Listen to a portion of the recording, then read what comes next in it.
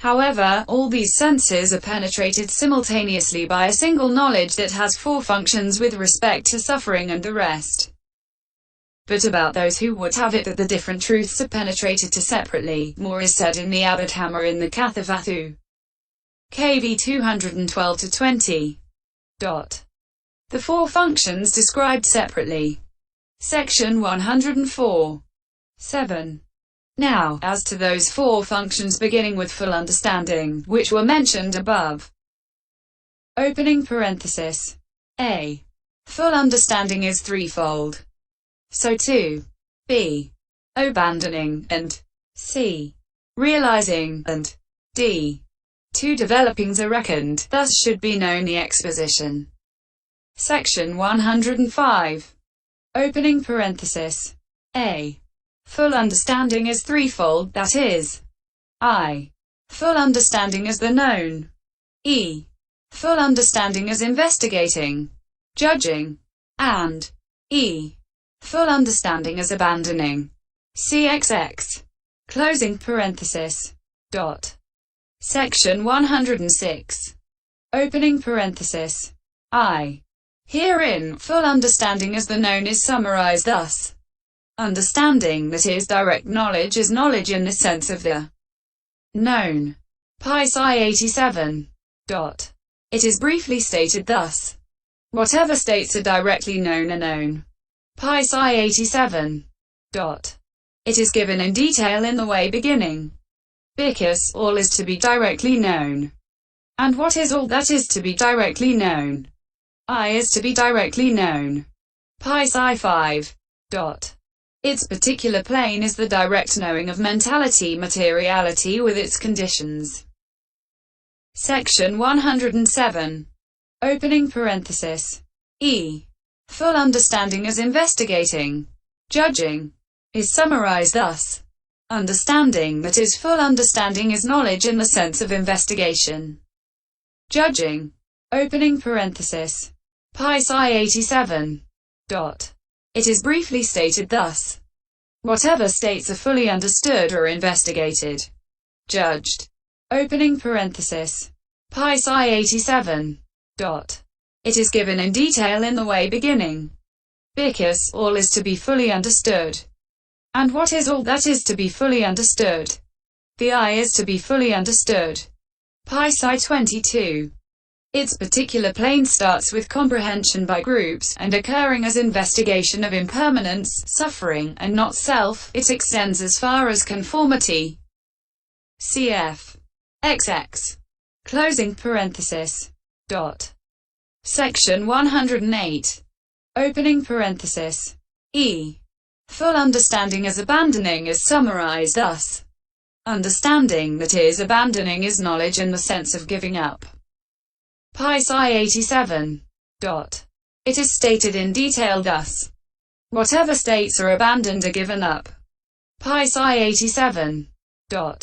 It occurs in the way beginning. Through the contemplation of impermanence he abandons the perception of permanence. Cf. Paþis I 58. Its plane extends from the contemplation of disillusion up to path knowledge. This is what is intended here. Section 109. Or alternatively, full understanding as the known and full understanding as investigating have that third kind as their aim. 2. And whatever states a man abandons are certainly known and investigated, and so all three kinds of full understanding can be understood in this way as the function of path knowledge. Section 110. Opening parenthesis. B. So too abandoning. Abandoning is threefold too, like full understanding, that is, I. Abandoning by suppressing, E. Abandoning by substitution of opposites, and E. Abandoning by cutting off. Section 111. Opening parenthesis. I. Herein. When any of the mundane kinds of concentration suppresses opposing states such as the hindrances, that act of suppressing, which is like the pressing down of waterweed by placing a porous pot on weed-filled water, is called abandoning by suppressing. But the suppression of only the hindrances is given in the text thus. and there is abandoning of the hindrances by suppression in one who develops the first jhana. Paþis I 27. However, that should be understood as so stated because of the obviousness of the suppression then. For even before and after the jhana as well, hindrances do not invade consciousness suddenly, but applied thought, etc., are suppressed only at the moment of actual absorption in the second jhana, etc. And so the suppression of the hindrances then is obvious. Section 112. Opening parenthesis. E. But what is called abandoning by substitution of opposites is the abandoning of any given state that ought to be abandoned through the means of a particular factor of knowledge, which as a constituent of insight is opposed to it, like the abandoning of darkness at night through the means of a light.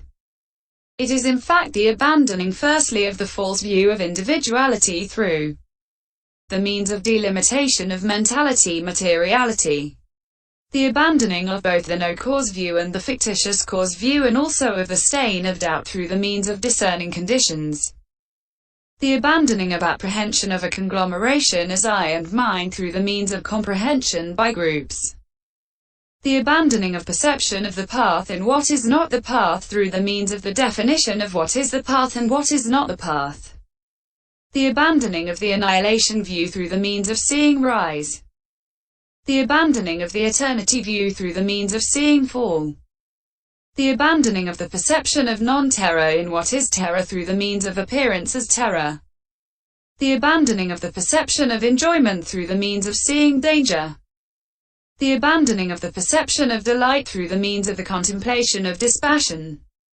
revulsion, the abandoning of lack of desire for deliverance through the means of desire for deliverance, the abandoning of non-reflection through the means of reflection, the abandoning of not looking on equably through the means of equanimity, the abandoning of apprehension contrary to truth through the means of conformity.